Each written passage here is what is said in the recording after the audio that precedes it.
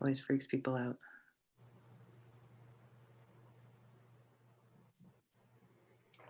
I've never heard all of you be so quiet.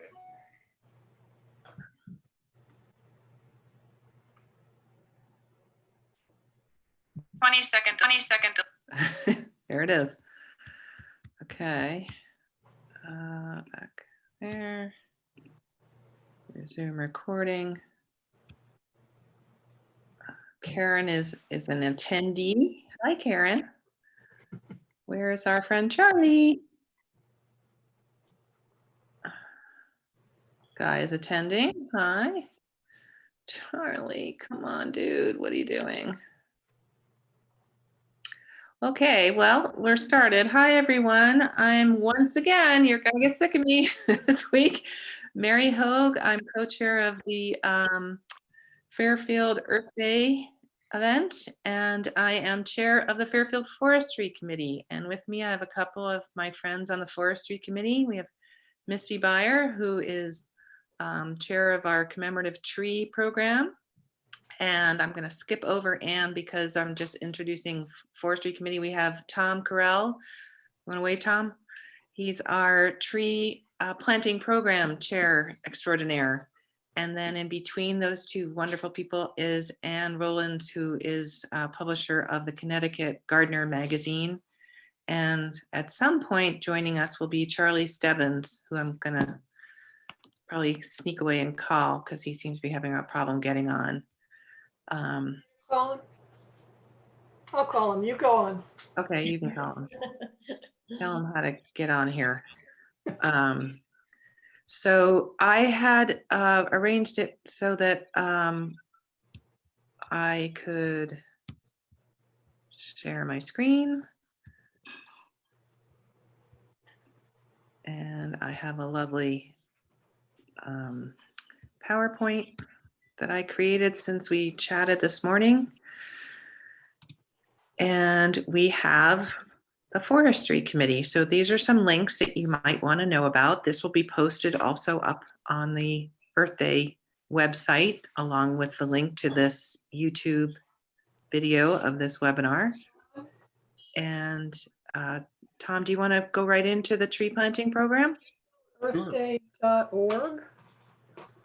Anne, do you want to mute? That's So you want to talk about our tree planting program, Tom? Sure, we're ready to go. Yes, we're on. We're live. Well, I'm really pleased to be able to tell you about our wonderful program for planting trees in town. As you all know, the trees in town are aging, and we're doing our best to try to get replacements for trees in various neighborhoods. And the program plants a few hundred trees a year. It's split between spring and fall for a cost of $175 per tree. Multiple trees are possible. We have a few rules and regulations that we try to follow. But what we do is we simplify the process of you getting a tree or multiple trees in your yard. We plant it. All you've got to do is water it and mulch it and make sure that the deer don't get at it. And we help you with that as well. There are a few rules in this program that you have to follow and encourage you to follow, because it makes for a healthier tree that lasts longer and looks better and beautifies your property. And the rules are these. We plant in the right of way, and the right of way is usually the area out adjacent to the tree or the sidewalk that might be in front of or on the side of your home. And if the trees are planted on your side of the property and there are wires overhead, we have one list of trees. And if the wires are not on your side of the street, we have another list of trees. And those trees lists are down at the bottom of this list, and maybe could be lighted up so that the people that are looking could see what we have to choose from. So yeah, they are. That's not working. They are. Well, Can't you see that? Yes. Can you bring up the plants. Oh, you want to actually bring it up. Got it. Yeah. This is the utility side. Okay. So if you have the wires overhead, we don't want the trees growing in the wires, so they have to be pruned and could possibly take wires down. And we're talking about the power line wires. We're not talking about the wires that go into your house. These are the high tension wires that would cause the power to go out in your neighborhood, not just in your home. And there's about 14 trees on that list. And you can see from this brief selection of them, how the assortment is, different sizes and shapes and styles of flowers and so on and so forth. The list for trees that are planted on this side Sorry, without keep talking. the wires Keep talking. is tall trees, shade trees, elms, maples, oaks, sycamores, and trees like that, which are the trees that provide canopy. And one of the goals of this program is to replace canopy that's being lost. So what happens when we go into this tree program? Your requirements are to our requirements with you are to get the right tree in the right place. And in doing that, one of our members will visit your home, evaluate the site with you, and work through that list of plants, or the 2 lists of plants appropriate to your site. And together we pick the best tree for your location. No, you don't need to. You pay us the $175 per tree, and we come in then sometime after that on the fall or spring planting cycle and plant that tree in your yard. We will put some mulch on top of it so that it has something to get started with. And we will often put a water bag on spring planted trees so it's easier to water it. And we put on deer protection because the deer are winning the battle on population growth, and they are doing a lot of damage to young trees. So can we get back on the website? No, we can't, Tom. Keep going. Okay, so we're going to change this a little bit. The other thing that we do is we come back every year, at least once, and evaluate every tree that we've planted over the years. So if the tree was planted in the spring, sometime during the stress period in the summer, we try to get back and check that tree out and make sure you guys are doing the right things to keep it alive, which is basically watering it and having a thick layer of mulch around it. And then we determine whether there are any obstacles to its successful performance. Are the leaves fully expanded? Is it capable of growing in that site? Is it actually growing in that site? And that type of thing. We look for disease and insect problems and make sure the deer protection is on. So how do you go about getting a tree? The simplest way is on our website. At the very bottom, there will be an area that says service request. That's the town's way of asking you to get a pothole fixed or a tree planted, or many other things that are concerned to you in your yard. That service request is filled out. It has the information that we need, which is basically your name, contact information, street location, email address, and a telephone number. We will follow up with that service request and schedule an appointment for you when we are doing appointments, which is usually in the weeks before a fall cycle and in the weeks before a spring cycle. We will visit the site with you. We will help with the selection. Our goal, like we said before, is to get the right tree in the right place that diversifies the canopy and also is capable of surviving in your environment. We'll help with that selection. We'll give you detailed instructions on watering and on plant maintenance and answer any questions that you have. And our goal, of course, is to have you have a tree in your yard that you can love and cherish, and that tree will thrive. You can see down here on the right, how do you request a tree? It's called the service request. That's a live link to get right to the point where you go into tree issues and provide your contact information. We usually respond within 24 hours on a good day. And we've had trees planted within 4 hours. And there are other circumstances where we didn't do that well. But our goal is to get you satisfied and happy with the tree that you have and a healthy tree growing in your yard. If you have any questions, you can also fill out a service request and we'll be in contact with you over them. And if you look on the forestry section page of the website, the town website, you will also see 2 other ways of getting a hold of us, by telephone or by email, that also work equally as well. That's about the introduction that we have for tree planting. It's a great program. It's a tremendous value. And we look forward to hearing from you and getting you involved. Okay. Misty, do you want to talk about the commemorative tree program? I would love to, Mary. Thank you so much for this opportunity. And I want to do a big shout out. Well, that didn't work. That's okay. We can get to it from here. That's my dad. That's not. Am I still there? I want to do a big shout out to Tom Carell for doing the tree planting program. It's really made it incredibly easy to get a tree planted in the ground. The commemorative tree program has been around since 2012, and it encourages the planting of trees on town land by providing the opportunity to donate trees that will honor memories of loved ones or special events and accomplishments. And I have to always say this, but as trite as it might sound, a tree truly is a gift that grows, and it's a wonderful thing that you can do for your town and community. There are planting sites available in parks and school sites, on public roadways, and it's really easy to get involved.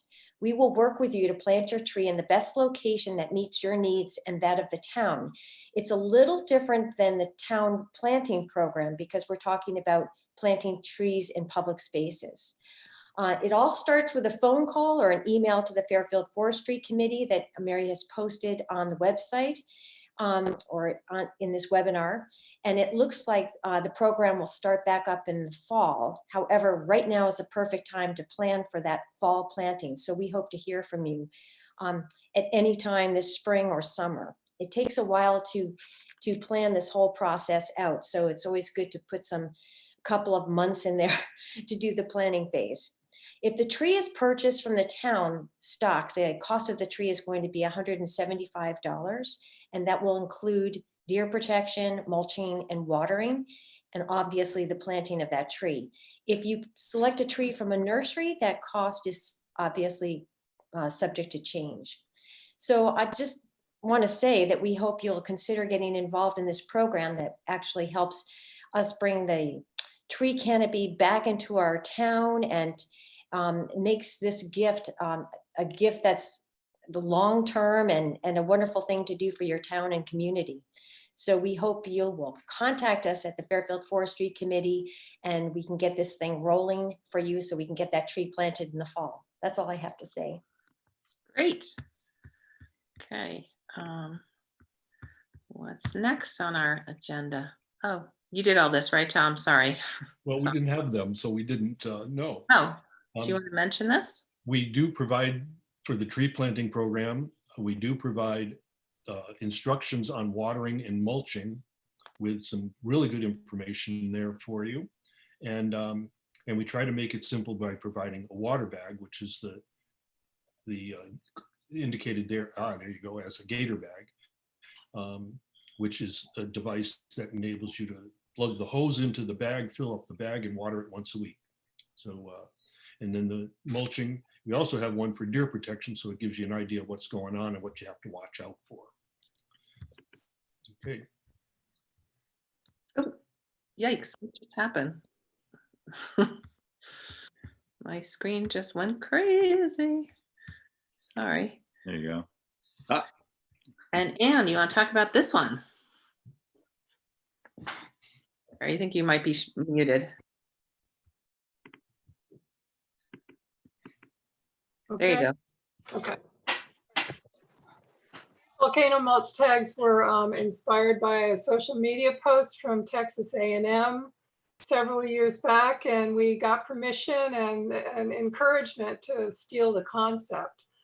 And so we collaborate with garden clubs and nurseries to have these printed and distributed at events, like and events and garden tours and plant sales. And volcano mulching is like so widely mispracticed by landscapers who seem to have little or no horticultural knowledge. Though a lot of landscapers have a lot of knowledge, but some of them have very little. They mow and blow and go, right? So the property owners in many cases, most cases, don't realize that this practice is going to damage and possibly eventually kill the trees that they've invested in. So our message is really meant to gently educate rather than to preach.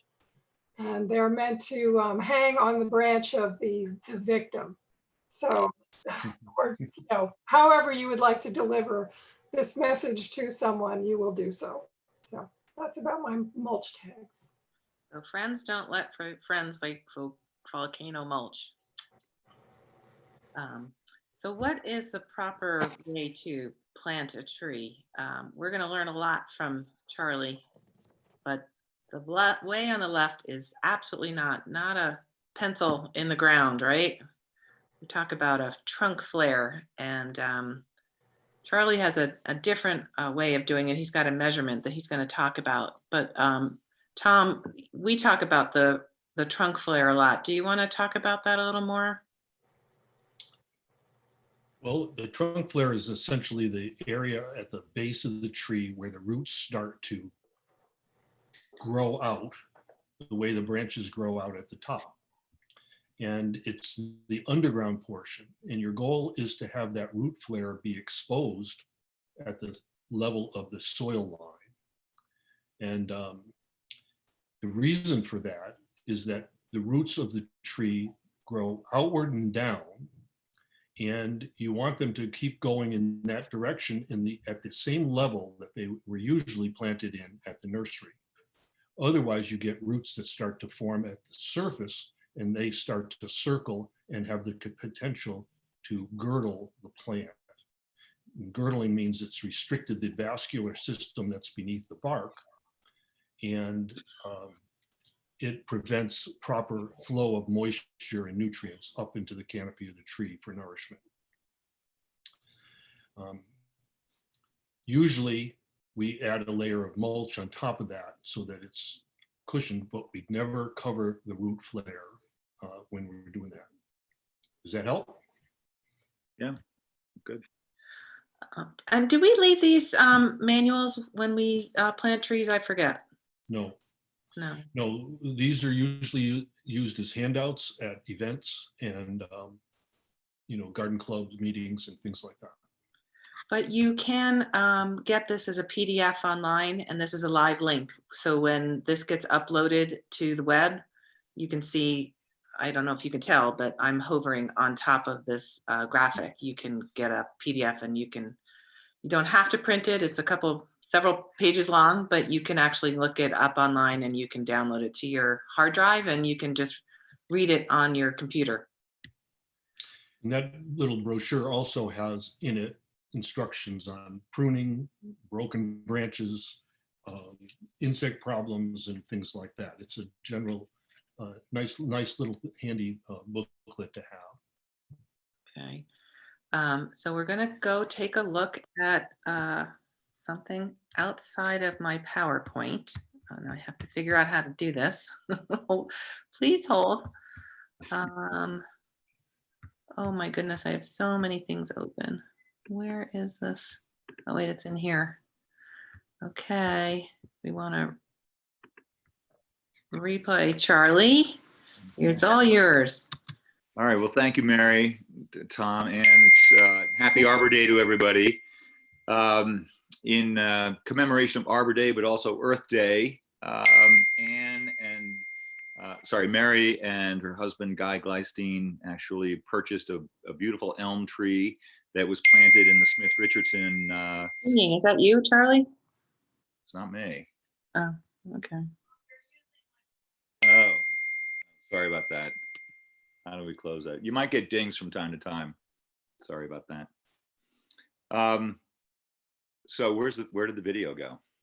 Oh, I just stopped it so you could catch up. We could catch up with what you were trying to say. Okay. So first, we're doing the sighting. Right. So what Mary decided to get was a beautiful elm, about 15 feet tall, a 300-pound root ball, balled and burlapped, as we called it. So it's in a wire mesh and is a bit cumbersome and heavy to work with if you haven't done it before. So it's clearly a two-person effort. But being an elm, you know, they're just gorgeous spreading trees. They need room to grow. And so we picked a site on the edge of a field right at the entrance of the Smith Richardson Wildlife Refuge, which, though technically over in Westport, is visited very heavily by folks from Southport and Fairfield. And it's just north of the Long Island Sound. So I encourage you to come down there and see it. There's a kiosk, says Connecticut Audubon, and it's been very popular since it's opened during this COVID crisis. Mary, I don't know. Sorry. trying to get the video up. Yeah. It just restarted. Sorry. Okay, I can do hand puppets if you want. It's going again. Do you see it? Okay, I don't see it. You don't see the video running? No. Zoom. Does anyone else see it? Do you see it, Tom? I see it. Ann, do you see it? I see it. Dang. Oh my gosh. Okay, hold on here. What do you see, Charlie? Do you see us? I see you. Yep. Proper way to plant a tree. No, I'm just not getting the video there. Well, you can't narrate the film if you don't see it, so we'll wait for you. Okay, hold on here.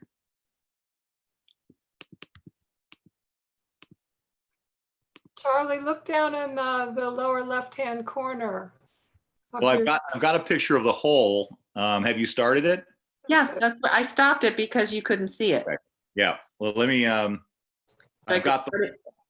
Okay, you ready to talk about the depth of the hole and the size of the hole? Yeah, let's just do all that. Okay, can you get that, Annie? Sorry, we've got too many things going on here.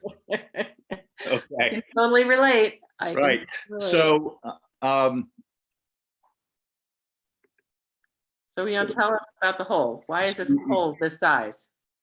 well, what you saw from the prior diagram was to basically dig the hole so that the flare is even with the ground level. So we just use the end of a shovel, basically hold it at the point of the top of the hole and just go that deep. It actually saves you work because a lot of people like to dig holes much too big.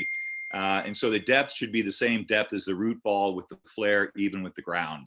The width really is only about 30% wider than the ball itself, maybe a little bit more than that. So if this is 3 feet across, you might have to just dig the hole 3.5 or closer to 4. As Tom said, roots grow down and to the side, so you want to give them plenty of space there. You want to move on to the next, or get the video moving here? Right, and so this is the Jefferson elm. We nicknamed it Tommy for obvious reasons. This is my great partner of 16 years, Adrian De La Rosa, who's helped us in the 3,000 plantings that we put into Smith Richardson over the last 6 years. As you can see, this is a root ball that actually has a lot of roots coming through it, so it was from last year's crop. But you see how we're very careful to make sure that the level of the flare, we don't have a really good close-up of the flare, is right even with the soil.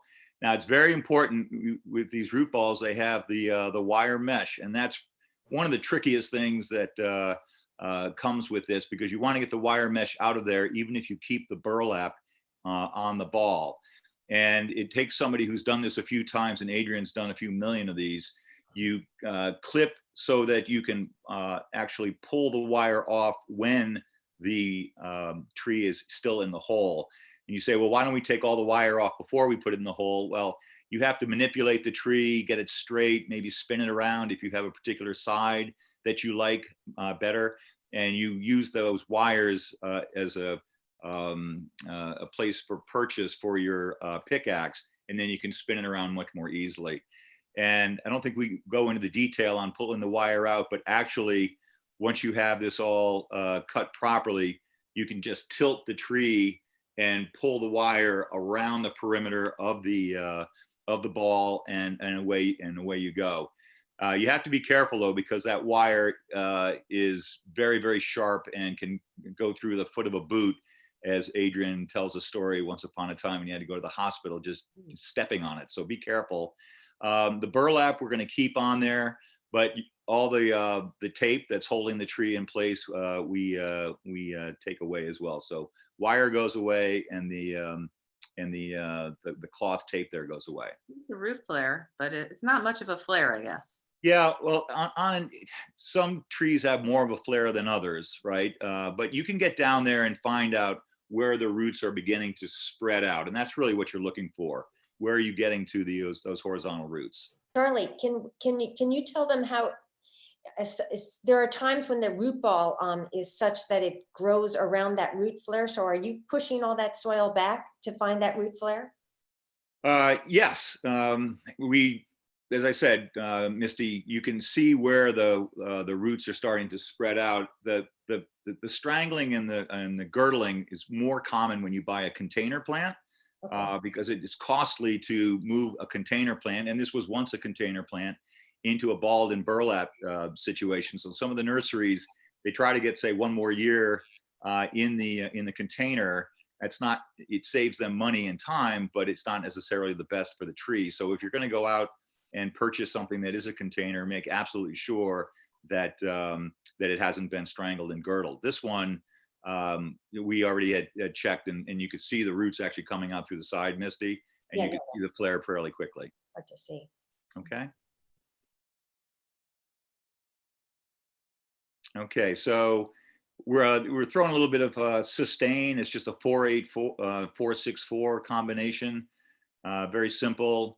There you are. That was actually that quick cameo of looking for the flare, Misty, right there. I forgot we had that in there. But we put in a pretty healthy dose of fertilizer in the hole, and then we backfill.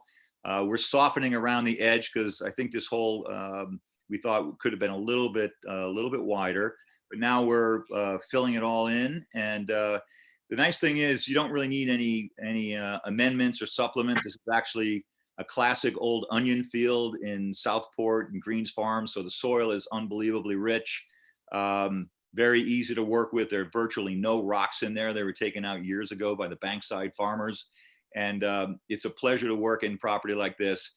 I'm sure that not everybody on this call has property this rich and this easy to work.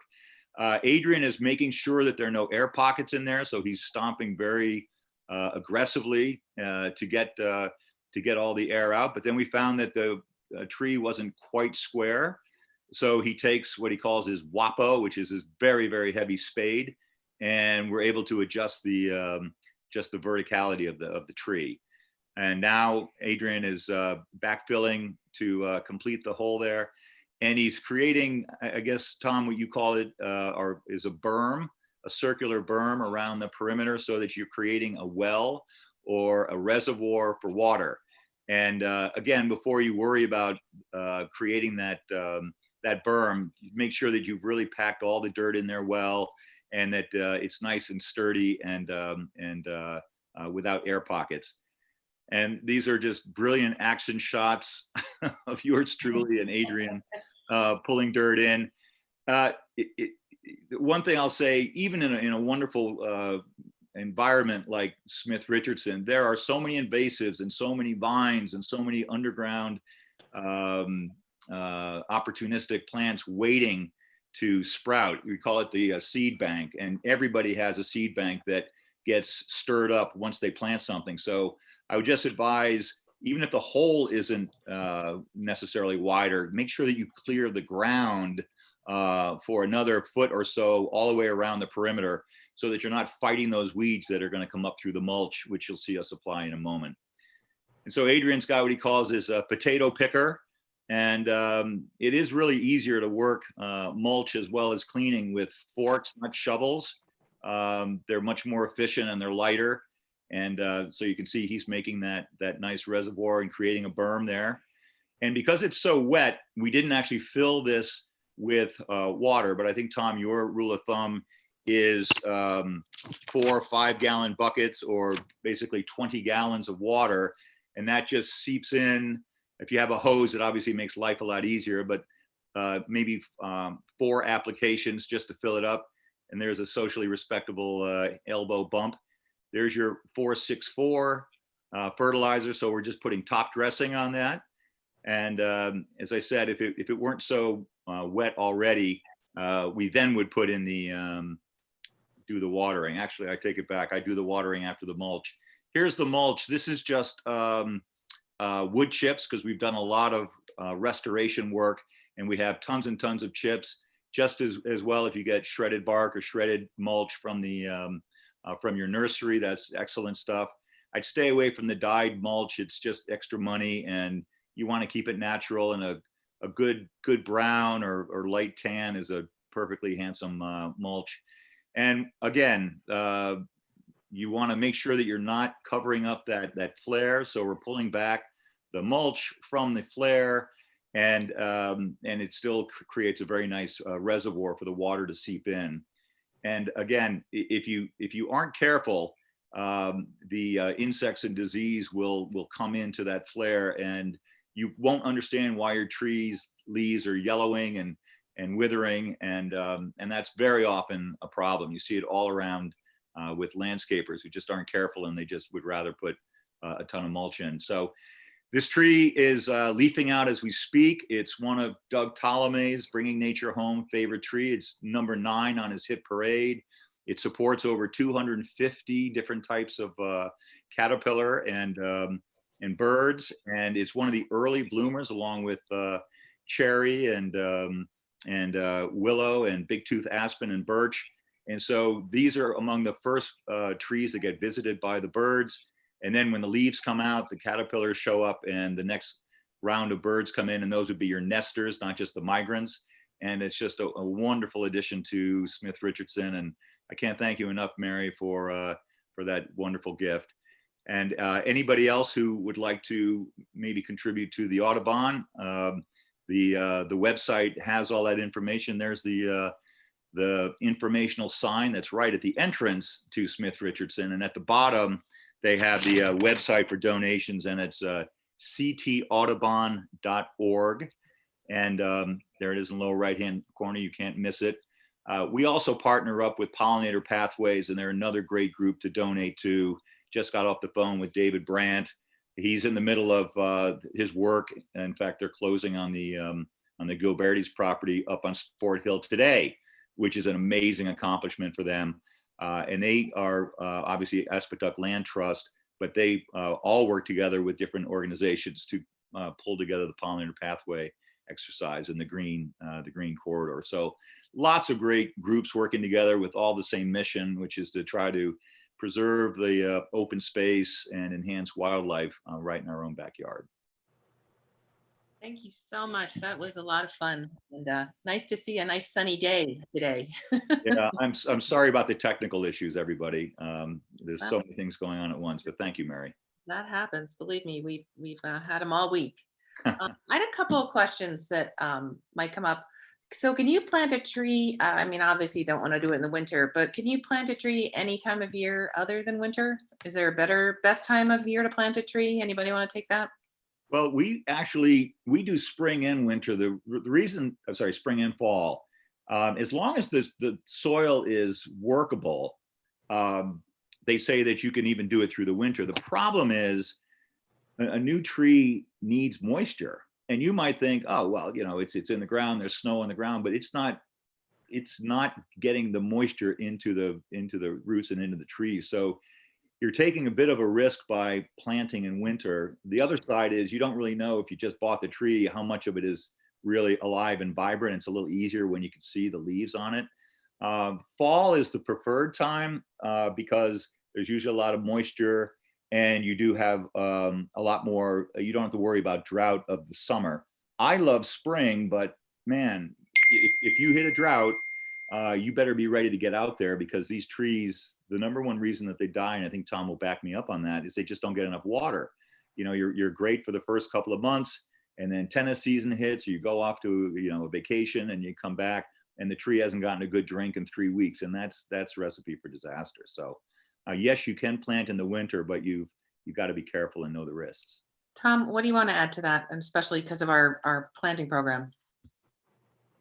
Another way to think about it, there's another way to think about it, and that is to look at how long the tree has to start pushing out roots before the ground temperature gets below, let's say, about 40 degrees. So if you plant in the early fall, you've got all until it gets down to 40 degrees. Right. So that's October, November, December, sometimes January. Those roots are still active down there. And then come March, they're active again until there's a stress period. So that's the longest stress-free period you can have. The roots are growing all that time, and your goal is to keep them growing. So you would have to start watering at that point and supplement the natural irrigation that's probably going into the hot, dry spell. And those trees are going to be the healthiest ones. So earliest in the spring you can plant, depends on the plant availability. So you get moved up closer to the stress periods. So you can plant, but you have to exercise different practices for watering and mulching and all that to make sure that you don't stress it in the summer. Yeah, the irony, Tom, is that the best inventory and best selection of plants at the nurseries is in the spring, right? Because they're basically trying to clear out inventory. You see some of your best plant sales in the fall because it takes a lot of management for that inventory. So it's a little bit out of kilter with when the best time is to in fact plant a tree, which I agree with you is late summer, early that's fall. very true. And the other aspect of it is that they don't start digging the plants until they've had the signals for dormancy. So in other words, until the trigger for the abscission layers on the leaves forms, they don't dig the trees in the nursery. Now that may be September or October, so you don't get your trees until November. So there's all sorts of little complications. Usually if you have a tree that's in the nursery, in the greenhouse, or in the sales yard, you can plant it at any time of the year, but using those guidelines of longer before stress. It's planted longest period before they undergo any environmental stress. Most plants will get through the winter without a problem. Yeah. And how about the application of fertilizer? Do you always apply fertilizer no matter what time of year when you plant a tree? What the situation that Charlie uses with the 464, which is a very, very low salt and low nutrient fertilizer. It's a natural fertilizer. With that, you can put on handfuls of fertilizer like he illustrated in the video, and that's wonderful. The trees don't require an awful lot of fertilizer after that. Every few years, a handful of fertilizer, or in the case of a 464. You've got to be very careful to use a 25% fertilizer, a 2610 or something like that, because it's got a lot more salt and a lot more capability of injuring sensitive roots. What do the numbers 464 mean anyway? Well, it's the nitrogen, the phosphorus, and the potassium, which are the three basic nutrients that the fertilizer that the trees require to grow, or all plants require to grow. Yeah. And they usually, in the natural one, like Sustain, which Charlie was using, there's a lot of micronutrients in there as well. Yeah, and the thing I'd add, Tom, that's excellent. I think that what we really are trying to do is encourage the root growth, not a great explosion of greenery. And A lot of these fertilizers are much too nitrogen heavy. It's also not good for the environment because as it leaches out, that's why you get these algae blooms and green slime along the side of the road and all that. This is really, as Tom said, it's a mild fertilizer, and it really is to encourage the root growth. And if the roots are growing well, the leaves, the blossoms, the berries, the nuts, they'll take care of themselves. The other thing that we in the tree planting program use is micronutrients and a mycorrhizae pack. Mycorrhizae is a group of fungi that colonize roots and inhibit the influence of some soil-borne fungi from getting into the roots, but also expand the surface area of the root so that they can obtain more micronutrients and biological processes. It enhances biological processes in association with the root, which are tremendous benefits to young trees. I know this is getting a little far afield, but you mentioned the mycelia and the microorganisms. There's a wonderful movie out called Fantastic Fungi. And if you haven't seen it and you're interested in the botanical world and what happens in the soil and out of sight, it's an incredible education. Paul Stamets, the head of All Mushrooms, tells some incredible stories. But the reason I'm mentioning it right here is that there is a network underground that connects these trees and creates communities. And so when we plant, we made an exception with the elm tree here because we really wanted it to be such a statuesque welcome to the garden. But generally, we're trying to grow in communities so that you create habitat, you create support. They also create windbreak, so you don't get that single tree that has to stand up all by itself against the howling winds. Mm-hmm. And anyway, I just wanted to mention that particular movie because it really is such an education. Fantastic Fungi. Yeah, that we were supposed to have that shown at FTC. I think it was March 24th. It's supposed to be a worldwide event, and it got postponed. Mm. So we will be getting to see that as a community at some point, but you can actually see it online. So it is pretty exciting. It's a really educational. That's great, Mary. That's great.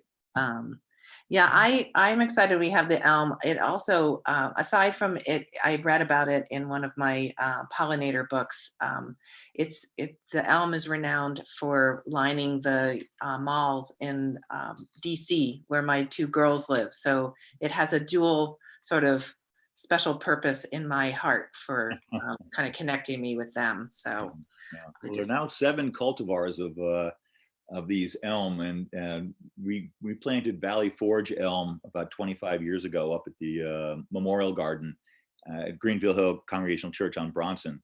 And if you want to see what a nice elm looks like after 25 years, that's a nice Valley Forge. Princeton, on the other hand, the branching is notoriously stiff and it breaks very easily, a little bit like Bradford pears. And so they're always trying to improve on these. And I think the Jefferson has a very, very good reputation. It's not as well known, but it's a good one. And I'm really happy you picked that one, Mary. Great. I'm very excited. I just want to point out, these are some of the more local Connecticut Audubon Society sanctuaries. And I wanted to just give a shout out for Larson, which is my backyard, and maybe Misty and Charlie could talk about some of the exciting stuff that's going on there as well. Do you want to talk about Friends of Larson and what's been happening there with the native plants and the invasive control? Misty, you want to start it? Well, can you hear me? Yeah. Okay. Yeah, I think it was at the end of January, we got a group together called Friends of Larson. And on the weekends, on Saturdays, we would have work parties. And it was a joy to bring all these people from the neighborhood together to take out invasives and try to kind of clean out and give some air for these emerging pollinators that were so ready to come out. And I think overall, the sanctuary just needed to have that kind of brush through, and the consistent work parties that we had over the next couple of months until we were stopped with the COVID thing were very effective ways to bring that sanctuary back into a more naturalized habitat by just clearing out the invasives that happen to be everywhere. Charlie also came in and did magnificent plantings as well on some of those sites that were cleared. So I think on the whole, when people walk through the Audubon right now, they are just so impressed by the beauty of this very varied landscape that has now been sort of given a chance to emerge from the invasive jungle that was out there just months ago. So I'm very excited about that project and about the fact that volunteers from everywhere can make a difference. You know, I just want to encourage people to get involved in their own backyards and in projects like these, because the impact is enormous and it's effective, and you see it right away. It's very exciting. So Charlie, why don't you say some more? No, I mean, that's great. The Smith Richardson project was very different because it had been so overgrown and so neglected for so many years. We actually, our first volunteer groups, Friends of Smith Richardson, it was just dedicated to cutting vines and triage, no pun intended, of what trees might survive, because the bittersweet, the porcelain berry, the myelominute, the grape, which is native but is very choking.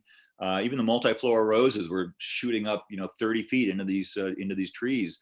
Poison ivy, as heavy as and thick as the wrist on your arm, were just pulling down these trees. And so we had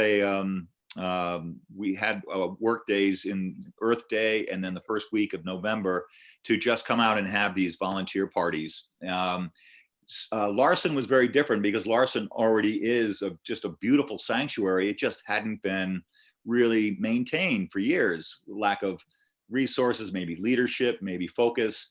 But I got to say, Mary and Misty were really the ringleaders on this, and people came out of the woodwork. We had a kickoff in January. I guess it was the first week of February, conceived in January, and the first actual meeting was a Thursday or Friday, I forget what, Wednesday or Thursday.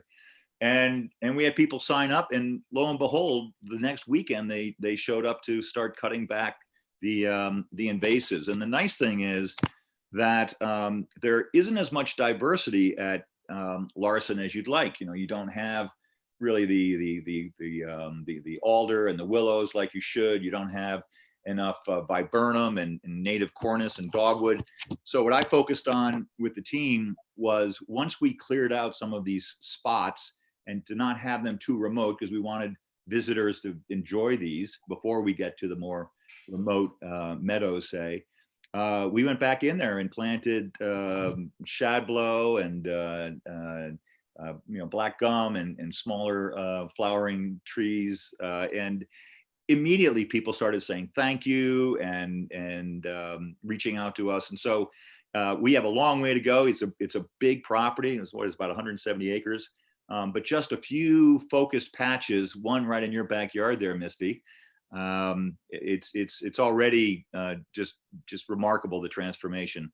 The last thing up there was the boardwalks were in terrible disrepair, and with all the traffic we've been getting, because again, all the public spaces have been locked down and closed, we've kept the Audubon properties open, and the parking lot is full to overflowing. We knew that people would be walking on some of these boardwalks, and there would be some great risk there. So we actually had Nick Niles of Sasko Landscaping go in there and do just an amazing repair job in a span of a week or 6 days. And so it's that again gives the signal that we care, we're good stewards of the land, and open for business. So check out this link down here, everybody. We need to help support the Connecticut Audubon. Yay, thank you, Mary. We're closing in on our hour, but I wanted to make sure that Anne got to talk about her wonderful magazine, the Connecticut Gardener magazine. Do you want to tell us about your magazine, Anne? Sure. My husband, Will, and I have been publishing this for 11 years now. We purchased it from a woman who started it 26 years ago.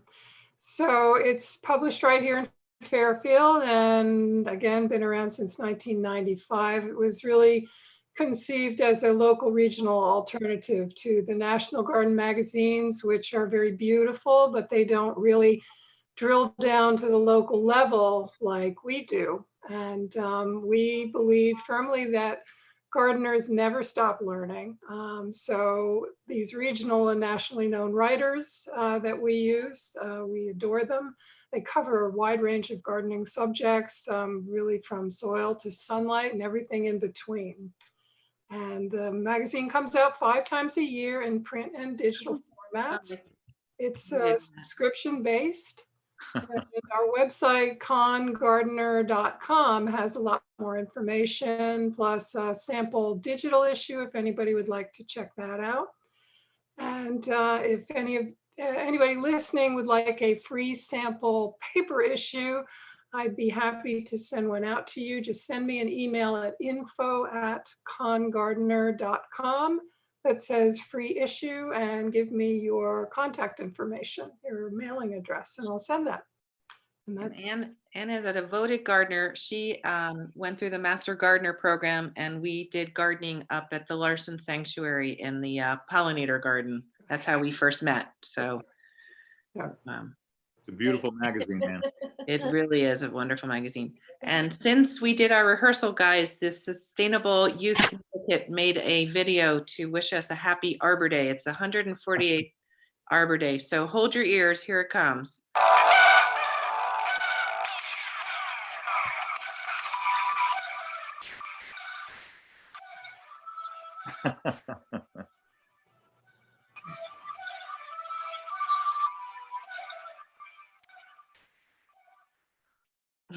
So that's Very so they're creative. telling us go out and plant a tree. I think Charlie and Tom and the rest of us taught us the right way to plant a tree. So I think we know how to do that. If you don't, you can find out how on Fairfield website at fairfieldct.org/forestry, or you can give us a email or a call on the phone. And we hope you enjoy our webinar. I'm just going to see if I don't know how to find you to see I'm going to stop sharing. That's the problem. Let's see if anybody has Q&A. There are no Q&A, but I think I'm getting a text from the kitchen. I have a question, guys. Does community planting help control invasives? What do you think? How can we deal with all these invasives? I have a bunch of neighbors. I look outside and I go out and I pull my garlic mustard and I wander into my neighbors' yards and I pull their garlic mustard that's coming up a little bit, encroaching.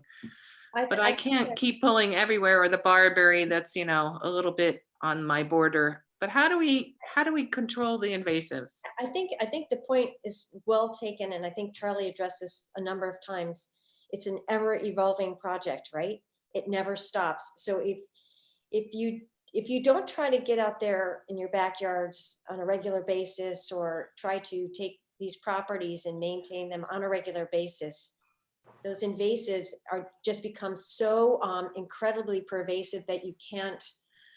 You just all have to mow everything down and start all over. So my only thought there, because you only have a certain amount of time, is you've got to do it on a consistent basis. You've got to do a little at a time. You just got to keep on it, right, Charlie? Yeah, there's probably nothing more insidious than Japanese stilt grass, which is now getting into a lot of the lawns. And I'm sure that a lot of the folks who are mowing their lawns say, oh, it's just a different, textured grass. And they don't even know that this annual is destroying, the bluegrass and the bent grass and all the stuff they spend so much money on. And there has to be a certain amount of education. Everybody knows pretty much what garlic mustard looks like if they spend any time at all in the garden. They know what mugwort looks like, but there are new plants coming in all the time. And our biggest bugaboo right now is the stilt grass. And but I agree with Misty and Mary. If your neighbor isn't taking care of the property, then it's kind of a losing proposition, because all those seeds are going to blow into your property, and you're just going to be like Sisyphus pushing the rock up the hill. But you don't want to come on too strong, and you might alienate them, and there might be a budget consideration, because it takes money and time and resources to control these invasives. So better to have a community working together, but it's got to be balanced. And do you ever get rid of the invasives? Because I hear you say the word control them. I don't think you can get rid of them. I really think as long as they're birds and as long as there's wind, birds moving around the seeds, because unfortunately a lot of these invasives are not just they have their blossoms and they have their berries like porcelain berry, and unfortunately burning bush euonymus is a favorite for migratory birds, and they just pop on that, and bittersweet the same way, and then they're distributing those seeds, and so I don't think you ever do Can you see get rid of them. What's Ann holding up here? And what were you saying? back of the magazine? Can you read that? Is that the invasive Invasive calendar? management in May and June. Oh, look at that. Yeah. I think one of the most important things, though, just last comment from me, is know you're invasive, and make sure that you at least, even if you don't have the time to pull them out, at least decapitate them, cut them before they go to flower. We spent 6 hours on Monday with 3 men just cutting garlic mustard down to Smith Richardson. Now that's 36 acres. We probably covered about, I don't know, maybe about 8 acres. And so the garlic mustard wasn't everywhere, but where it was, we just mowed it down. And so since it's a biennial, that next generation is going to be that much weaker. And then we'll do the same thing next year. So it will be controlled. But if I retire and move to Florida in 3 years, that whole thing will be filled up with garlic mustard all over again. You do want to mention the website, the Yukon CIPWG, CIPWG.org, I think it is. It's, I think it's CIPWG.org. Anyway, they are the Connecticut Invasive Plant Working Group, and they have a website, and there is a calendar on there of invasive management. It's kind of buried in the 2018 symposium notes, but it's there. It's cipwig.yukon.edu. There you go. There you go.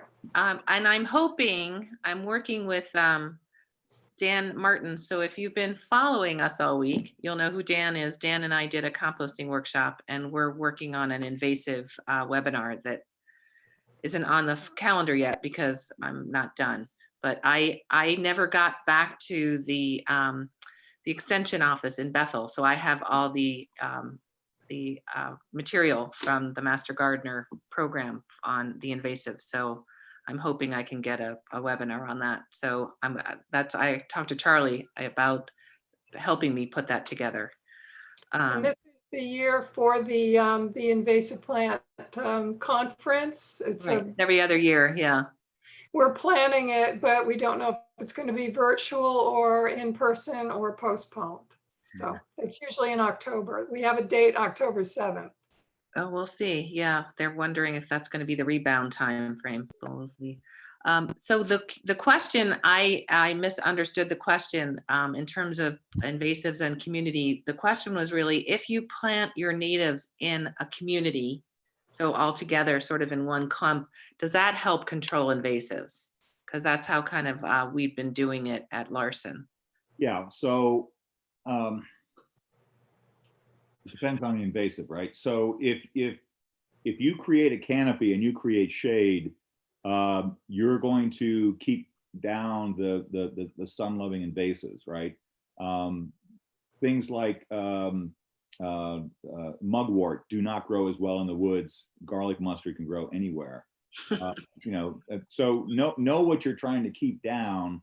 But yes, if you, and Larry Weiner talks about this brilliantly, if the natives or the plants that you want to encourage create a web or a network of roots, and you're not disturbing the soil by pulling out new weeds every 2 weeks, so there's more bare earth for seeds to germinate, and they don't have to be deposited in there. They're already in the soil. They're all there. That seed bank is there.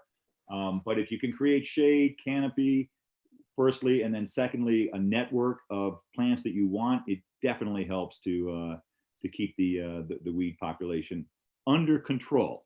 You're never going to get rid of them, but at least it's a good natural inhibitor. Can you also mention, we talked about this, why you cut the euonymus immediately, about the allelopathic nature of some of the invasives? Well, garlic mustard is clearly one of them. There's a number And of what does allelopathic nature mean? What am I talking about? it basically puts out toxins in the neighborhood of whatever plant you're talking about, tree or herbaceous plant. Okay, so what happens is one of the reasons that garlic mustard is so successful is it destroys germination of other competing plants. So it isn't actually growing in combination with other invasives. It's all garlic mustard. And it's kind of it. The good thing about garlic mustard is it actually makes a very nice salad green and it's good in pesto, but nobody needs 14 acres of pesto, right? So the community side, the allelopathic side is something to think about. Since you mentioned the euonymus, though, the time of year that you cut back the euonymus matters, because if you cut it in the winter, it's just going to regenerate in the spring. What you really need to do, and I hate to talk about herbicides, but you can just paint some kind of herbicide on the tip of whatever you cut in the fall, and that's when the flow of moisture, the flow of food is coming from the leaves back down into the roots. So it's going to absorb the herbicide. If you actually did the same thing in the spring, the flow is out from the roots up into the leaves. So you're just wasting your effort. So what we did was we cut at about, what was it, 2 feet, Mary? The burning bush or euonymus, knowing that we would come back in the fall, cut them again, and it's much easier because we've already taken all the the heavy branches and bush away, and just give a little dollop, just a little paint, and it's colored paint, colored liquid, so you can see which ones you've actually painted and not. So there's a little trick for every invasive, right, Anne? A little separate war that you have to wage against each one. Yeah. Okay, we have no more questions. Are there any other special tips or tricks? No? Thank you, Mary, so much. Yeah, this is great. So definitely check us out. We're hoping we can have our tree planting program reignited in the fall. Feel free to, the garden centers are open. Feel free to plant a tree in honor of Arbor Day. Every day is Earth Day. And now you know how to plant a tree, and feel free to get in touch with us. Thanks, everyone. Bye-bye.